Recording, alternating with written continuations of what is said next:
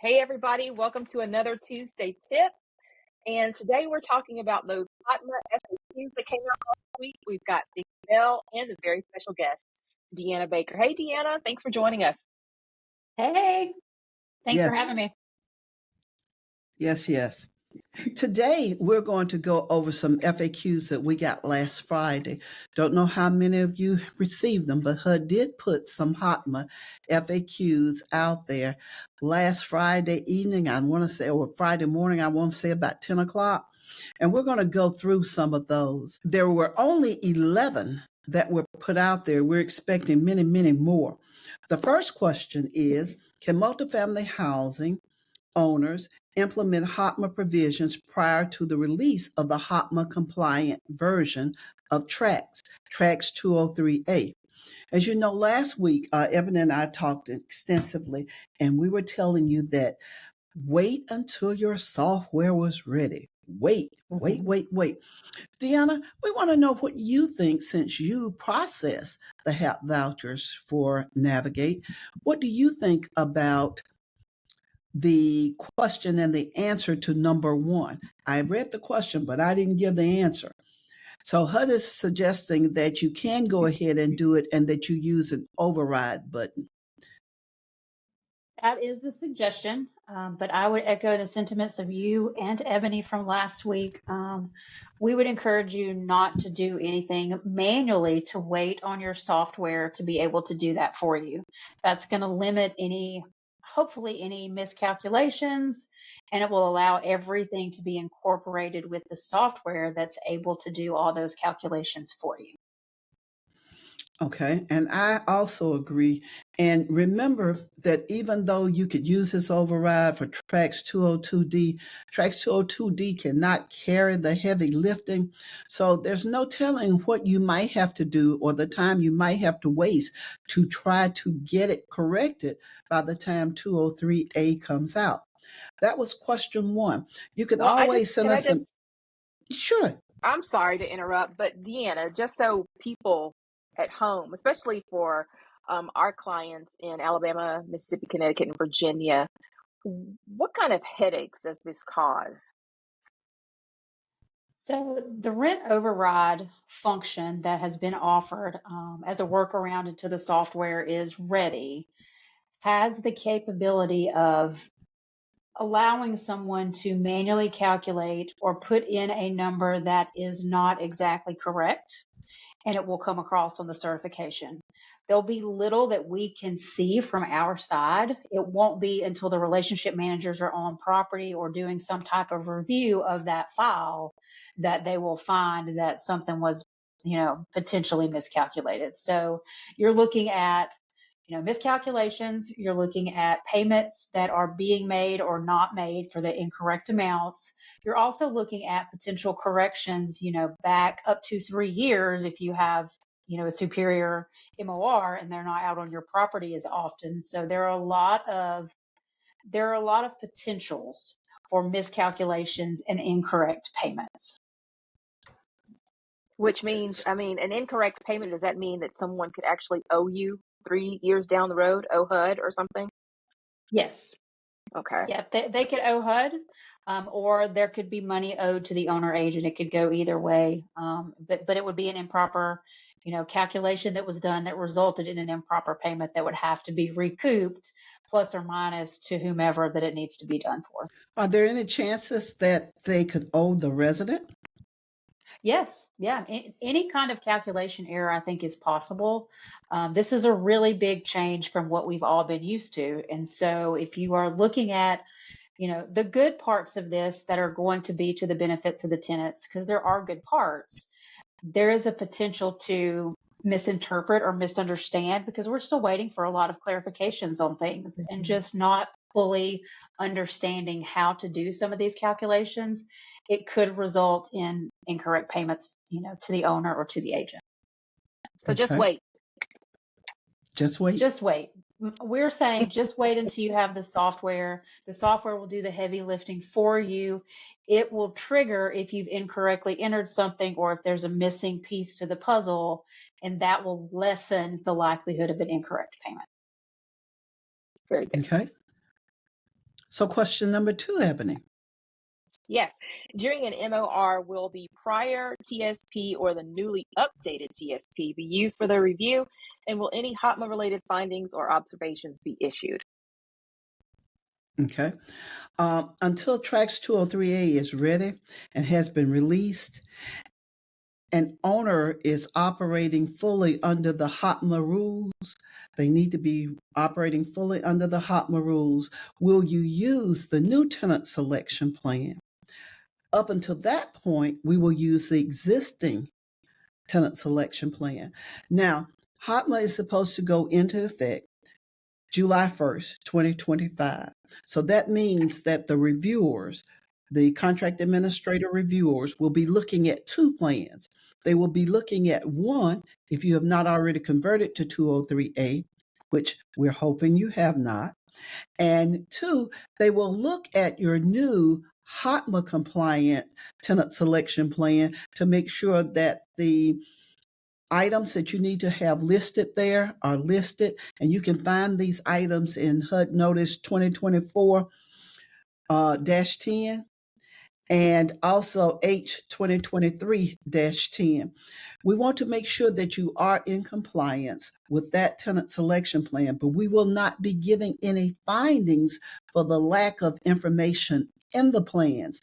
However, the FAQs tell us to give a finding if the owners and agents have not tried or attempted to renew their tenant selection plan. So I want you to understand it correctly. If you don't have a HOTMA tenant selection plan, I'm going to call it a HOTMA tenant selection plan because it's the HOTMA changes and rules that are in the tenant selection plan and the EIV policies and procedures. If you do not have one of those, and the effective date on that was March the 31st, 2024, everyone should have one, but just in case you don't have one, there will be a finding if the reviewer comes out and you don't have it. The finding is for not having it by the March 31st, 2024 deadline. However, let's say that some of the components from HOTMA or from the notices are not in the tenant selection plan or the EIV policies and procedures. We will not give you a finding for that. We will give you an observation to simply tell you there's something that you have omitted in the plan or in the policies, and please add. Along with telling you that you've omitted it and given you an observation, we will give you a corrective action for that. And really, this is So just part of don't the get the learning 2 process. confused. This It is is part a of the part learning of the learning process. But what it does to your reviewer, they have 2 sets of books to go by. They have the existing for 2024 up until July 1, 2025. And then they have to make sure that once we meet our deadline of July the 1st, 2025, everybody's hoping the deadline is met, that you have enough information in your tenant selection plan and your EIV policies and procedures to go forward. Okay. All right, question 3. What if my TSP has been updated for HOTMA, but during an MOR, the contract administrator issues a finding for minor mistakes? Okay, let me repeat it so that you will understand it. These are the questions and the answers that were asked. And apparently, HUD was asked these questions a lot. There has been a lot of confusion about when to implement the HOTMA one, what type of findings that you get. If you don't have a plan at all that has been updated to include the majority of the HOTMA items, it will be a finding. If you have updated it, but you might have left off something, omitted something, or it might have a different interpretation as to what HOTMA was intending for, let's say, assets to do. and it also changes, then you will only receive an observation. And that should be from any contract administrator or anyone who comes out to do your files, because that's what's in the FAQs. And as usual, Ebony will put the FAQs out there for those of you who did not get copies. It's actually up already on our website, navigatehousing.com. So go check it out. Next question. When will the newly revised model leases be available? DeAnna, I'll let you take that one. All right. Well, HUD says the approved model leases will be made available as soon as possible. And prior to the date on which HUD requires, let me back up.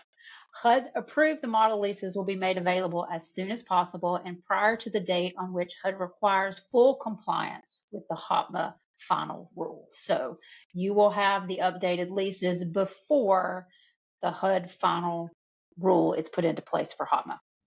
And keep in mind that because we're talking about a new lease, a new HUD lease, you will have to give 60-day notice to your residents.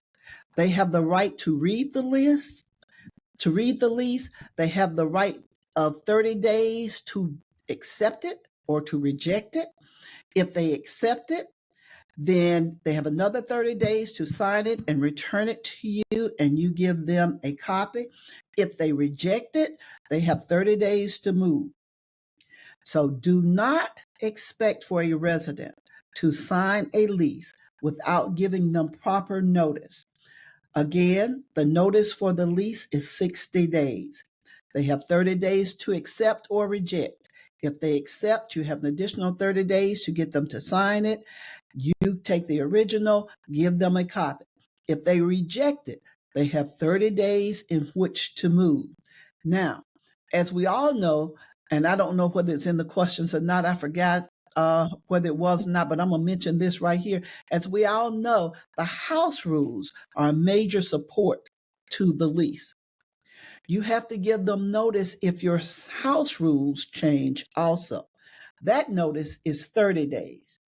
So those of you who I've talked to that says, well, I don't really know what to put in my house rules yet because I really don't know what HOTMA's going to do. The part that you can complete and you can fill in, go ahead. Because once they sign the lease, they also need to be signing the house rules. All right, question number 5. Will multifamily housing owners be able to use the new forms and model leases if they are made available before the July 1st deadline? So The answer to that, yeah. If the multifamily owners have implemented HOTMA in any respect, then they can use the model lease because the model lease is going to refer to these items of HOTMA that they have implemented. My thing would be to make sure that you have given the 60-day notice of the lease and to make sure that you, as well as the residents that you're supposed to explain it to, understand the terms of the lease. Anything else for that one? You got any comments, DeAnna? All right, question 6. What is the expected release date for Tracks 203A? DeAnna? And the answer says multifamily housing anticipates that Tracks 203A will be operational in early 2025 in advance of the July 1st, 2025 compliance date that has been set. Multifamily housing is working expeditiously to update the system to allow for HUD and the industry stakeholders to test Tracks 203A software. So the hope is that it will be in early 2025. Currently, we are waiting for the MAT guide, the industry specification document, and the MAT guidance, which the software providers will use to finalize all of the software changes that have been made. Until we get that, there's very little moving forward. The software providers have to have all those changes that have been made since the last version was posted, which I believe was August of 2023, to make sure that their products are ready, up to speed for all the changes, and then they'll begin working on that, pushing it out to beta testing most likely, and then testing with users in the industry before we actually get to the point that we're ready to start using tracks 203A. I mean, I'd it's like so I'd like, Ebony, if you don't mind, I'd like to just add to that to make sure that you stay in touch with your software providers. Because as DeAnna had said, the software is doing the heavy lifting. Yeah. You need to make sure you stay in touch with them, know if they're having any problems, if they're on track with the system, and if they think that they will be ready when HUD releases the documents that support 203A. And you were going to say, Ebony? wait. That's Wait. our favorite word these days. Yeah. Wait. W-A-I-T. Wait. Just wait. Yes. Just Okay. wait. Next question. How do multifamily housing owners implement the inflationary adjustments if they have or have not implemented HOTMA at their property? What about the passbook savings rate? And we talked about this a little bit last week. A lot, really, Miss Vickie. Yeah, we did. The answer that they give in the FAQ says that if a multifamily owner has implemented any aspects of HOTMA that is required by the HOTMA final rule to adjust for by inflation, then the multifamily owners must use inflationary adjustment values for calendar year 2025 of the specific provision. Again, I would like to say I would wait. Now, a lot of people don't want to wait for the passbook rate, but HUD says that you can wait for it and you can use the existing rate that we're using now. I am the type of person, I like to get all of my ducks in a row. I don't want to send 2 ducks down the road, then another 2 ducks down the road. I'd like to get all of my ducks in the road so that my staff will know, so that I can even be aware if there are any problems or any hiccups in the road. Multifamily owners who have not implemented aspects of HOTMA affected by inflationary adjustments will continue to use the pre-HOTMA amounts until the mandatory compliance date of July 1, 2025 or later. And that's from HUD. So again, they're trying to tell you without telling you, wait. Our magic word, wait. Yeah. And to add to that, part of the reason we're saying to wait is Trax is not updated with anything HOTMA related. So if you were to update your system to use the passbook rate, chances are you're going to have to go through your compliance people to make sure their systems can accept it or use that code. But you're also going to receive calculation errors. They are lower level, but they're still calculation errors that your compliance officers, such as us on the voucher team, we have to look at all that and we have to determine what happened. Is that a real calculation error? It's going to delay the process, because of all the extra errors that are going to be attached to it. All right, question 8. When may I start implementing the safe harbor provision of HOTMA? DeAnna, you want that one? Can we say wait? Again, yes, wait. Yes, wait. Multifamily housing owner may determine a family's annual income, including income from assets, prior to the application of any deductions based on income determinations made within the previous 12-month period for means-tested federal public assistance programs listed on page 118 of the housing notice, which was 2023-10, before the compliance date of July 1st, 2025. But again, we're asking them to wait for the software. We're suggesting that they wait. Yeah. It would be less complications on them and less complications on whoever is doing the HAP, who's doing the vouchers. If Navigate is not your contract administrator and you have another contract administrator, it's even less headache on them. Like I say, to me, it would be important that I know what I'm doing and why I'm doing it.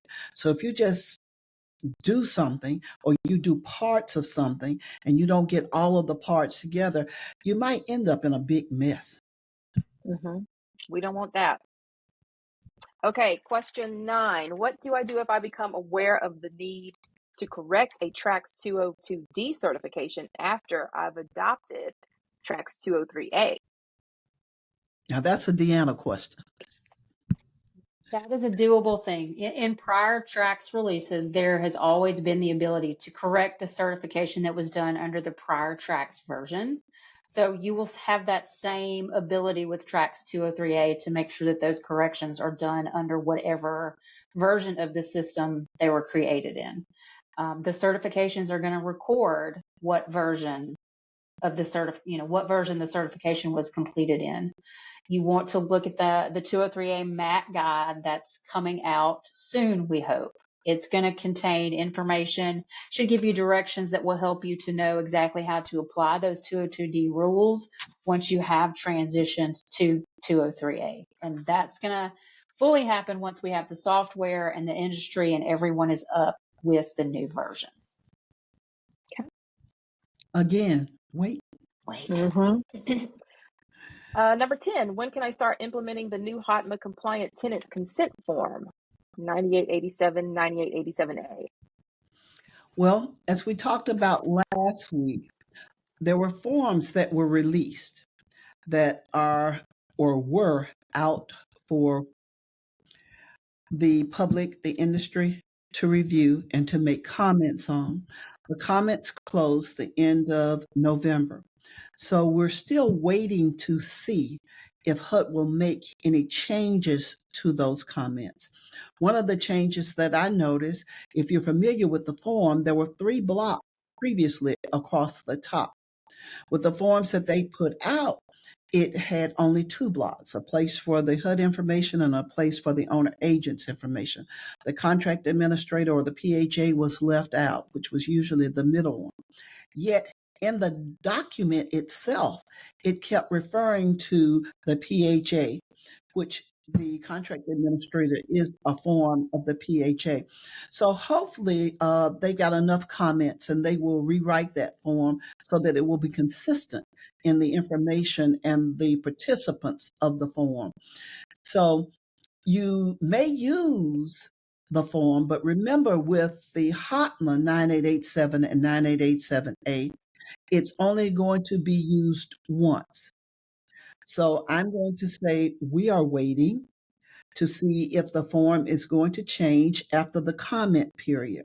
So that means that HUD will put it back out there and they'll let us know when to use it. There were several forms that were released that we're waiting to be, I guess, for final approval on to see if they're going to have to change it based on the communication that they got back from the industry in the comment period.